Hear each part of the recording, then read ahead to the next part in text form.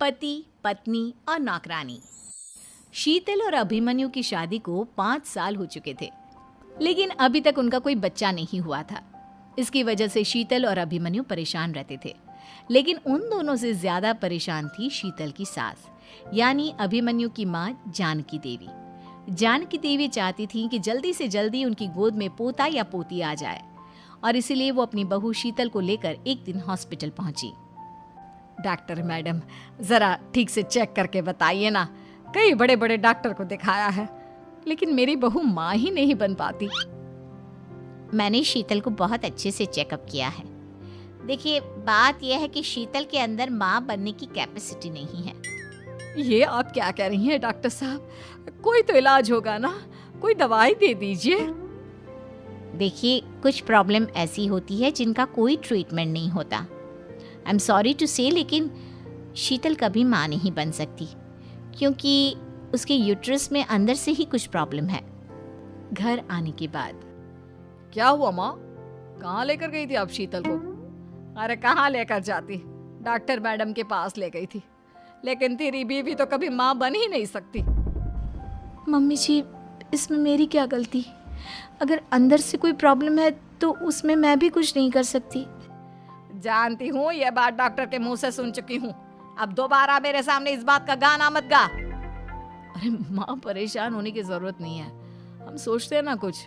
अरे क्या सोचेगा तू? जब डॉक्टर कह चुका है कि तेरी बीवी माँ नहीं बन सकती, तो बता क्या सोचेगा तू? कहाँ से लाएगा बच्चा? माँ, ये तो मैं भी नहीं जानता। अभिमन्यु, क्यों ना हम अनाथ आश्रम से एक बच्चा गोद ले आए? क्या फर्क पड़ता है बच्चा हमारा हो या गोद लिया हुआ?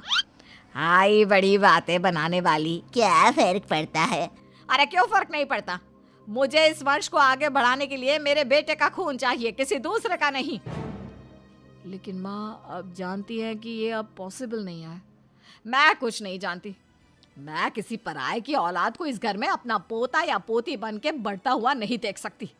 मेरा वंश मेरे बेटे के खून से ही आगे बढ़ेगा। लेकिन मम्मी जी, ऐसा कैसे हो पाएगा? आप अच्छी तरह जानती है ना, मेरा और अभिमन्यु का बच्चा नहीं हो सकता। तो मैं अपने बेटे की दूसरी शादी करवाऊंगी, और अपनी दूसरी बीवी से ये मुझे बच्चा पैदा करके देगा। ये आप क्या कह रही हैं माँ? मैं किसी और से शादी नहीं करने वाला। मेरे रहते हुए आप अभिमन्यु की शादी किसी और से करवाएंगी? मम्मी जी, आप ऐसा कैसे कर सकती हैं? तू बस देखती जा बहू, मैं ऐसा कैसे कर सकती हूँ।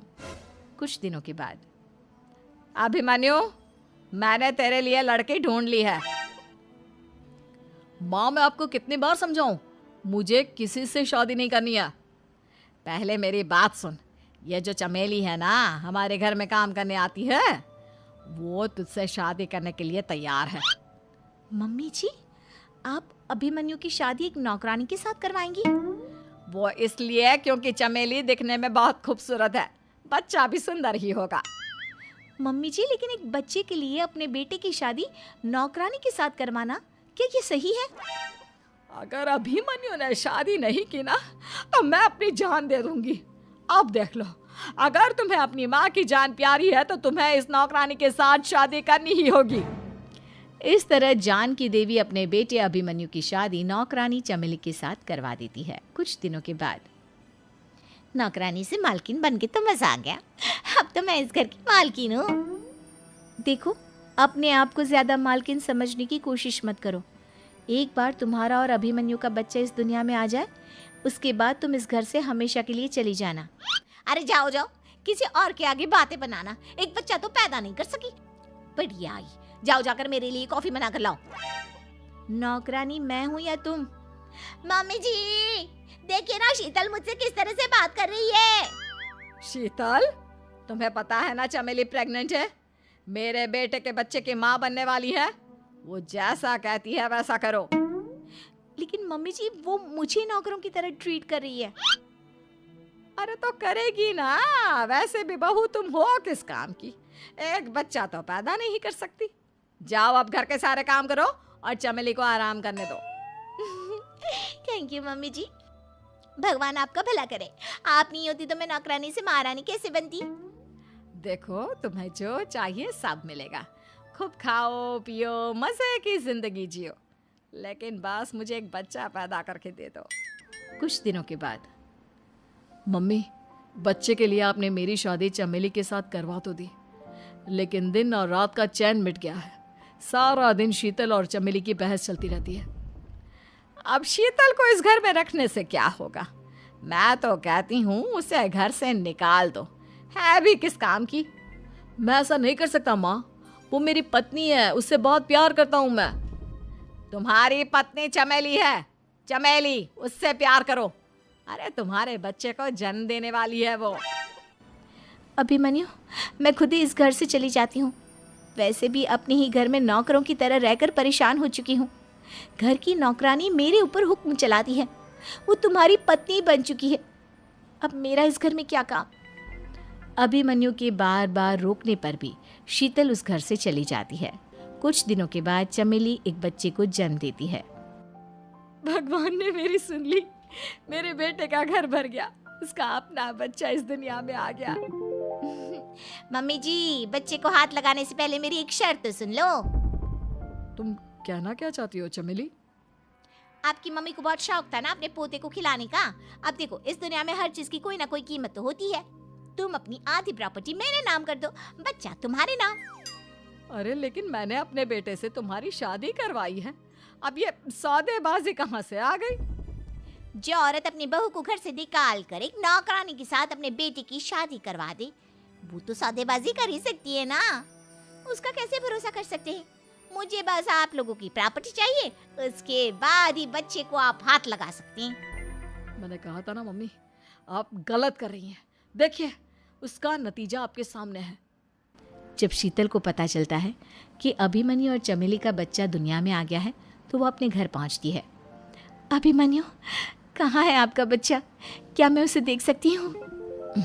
कुछ भी मत पूछो शीतल, माँ की हुई एक गलती हम लोगों पर भारी पड़ रही है।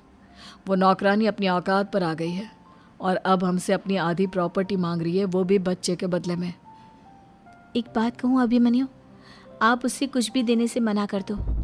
अरे कैसी बात कर रही हो? मेरे बेटे की औलाद है उसके पास, ऐसे कैसे मना कर दे?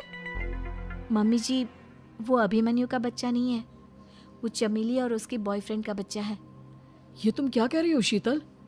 ये देखिए वीडियो, चमेली और उसका बॉयफ्रेंड आपस में बातें कर रहे हैं कि उन दोनों ने मिलकर आपको बेवकूफ़ बनाया है और अब इस बच्चे के बदले आपसे प्रॉपर्टी भी हड़प लेंगे। हे भगवान, ये मुझसे क्या हो गया? ना तो बच्चा मिला और अपने बेटे की नौकरानी के साथ शादी करवा दी सो अलग। अब क्या होगा? मुझे माफ़ कर दो शीतल, मेरी वजह से तुम्हें बहुत तकलीफ हुई है।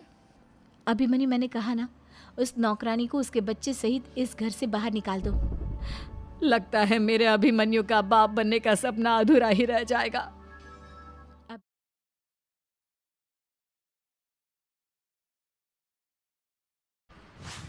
किशन और मोहन दो जिगरी दोस्त थे। दोनों ही साथ पले बड़े और साथ ही पढ़ाई लिखाई भी की, लेकिन स्कूल के बाद दोनों अलग हो जाते हैं। मोहन, हम दोनों आज अलग हो रहे हैं, लेकिन आज से ठीक 20 साल बाद इसी चौराहे पर मिलेंगे। दोनों एक दूसरे से वादा करके अलग हो जाते हैं। किशन दूसरे शहर में आगे की पढ़ाई करने चला जाता है, तो मोहन अपने पिता के साथ उनकी दुकान में हाथ बटाने लगता है। पिताजी, मैं भी किशन की तरह दूसरे शहर में पढ़ने जाना चाहता हूँ। उसके पिता एक शराबी इंसान थे। अरे बेटा, तू क्या करेगा शहर जाकर? अरे पढ़ाई करने के बाद किसी की ऑफिस में नौकरी है ना। अरे वो तुझसे ढेर सारा काम करवाएगा और बदले में 4 अठन्नी पकड़ा देगा। तू तो राजा है राजा, अपनी दुकान में बैठ बच्चा। पर पिताजी, ये गल्ला तोलना मुझे अच्छा नहीं लगता। अरे इसी गल्ले को तोल तोल कर तो मैंने तुझे पढ़ाया लिखाया, इस लायक बनाया, और आज तुझे ये गल्ला तोलना अच्छा नहीं लगता। ये बोलकर वो मोहन को एक जोर का थप्पड़ लगा देते हैं। मोहन को थप्पड़ से गुस्सा आ जाता है और वो घर छोड़कर चला जाता है। 1-2 दिन भूखा रहने के बाद मोहन को पिता की बात याद आती है। ऐसा कौन सा काम है जिसमें खुद के लिए मेहनत करना और ज्यादा से ज्यादा पैसा हो? वो सोच में पड़ जाता है कि तभी उसे घोड़ों की आवाज आती है। वो एक पेड़ के पीछे छुप जाता है और जहां देखता है कि डाकू कैसे एक चादर फैलाते हैं और उसमें ढेर सारे सोने के गहने डाल देते हैं। डाकुओं का सरदार बोलता है, चलो, एक दिन मेहनत की, अब बाकी के महीने राजा बनकर गुजारेंगे। सारे जोर जोर से हंसकर वहां से निकल जाते हैं। अरे वाह, ये तो सच में बड़ा ही अच्छा बिजनेस है। फिर क्या था, मोहन ने छोटी मोटी चोरी का काम शुरू कर दिया। कभी किसी की चेन खींच लेता तो कभी किसी की पॉकेट मार लेता। उसे इस काम में मजा आने लगा। वाह, ये तो अच्छा काम है। पिताजी ठीक कहते थे, कुछ नहीं रखा पढ़ाई लिखाई में, सारा वक्त पढ़ो, फिर किसी और के लिए काम करो और महीने के अंत में वो पकड़ा देगा 4 अठन्नी। ना बाबा ना। धीरे धीरे समय बीतता जाता है और मोहन जाना माना चोर बन जाता है। लोग उसके नाम से कांपते और कोई भी पुलिस वाला उसे पकड़ ही नहीं पाता। सभी उसका चेहरा पहचानते, लेकिन वो कहाँ रहता है ये किसी को पता न था। फिर एक दिन वो भी आ जाता है जब मोहन को किशन से मिलने का दिन याद आता है। ओह, 20 साल बाद आज ही का दिन है जब मुझे अपने यार किशन से मिलना है। और फिर वो उस शहर में जाता है और चौराहे में खड़ा हो जाता है। काफी समय तक वो अपने दोस्त का इंतजार करता रहता है, लेकिन वो नहीं आता। मैं भी पागल हूँ, किसे 20 साल पहले की बात याद होगी। कुछ देर इंतजार करने के बाद वो वहां से जाने लगता है कि तभी सामने 2 पुलिस वाले आ जाते हैं और उसे गिरफ्तार कर लेते हैं। मोहन को आश्चर्य होता है कि उन लोगों को मोहन का पता कैसे चला। अब सुनो, तुम लोगों ने अब मुझे पकड़ ही लिया है, तो क्या मैं जान सकता हूँ कि तुम लोगों को ये कैसे पता चला कि मैं यहाँ आने वाला हूँ? उसमें से एक पुलिस वाला मोहन को एक लेटर देता है।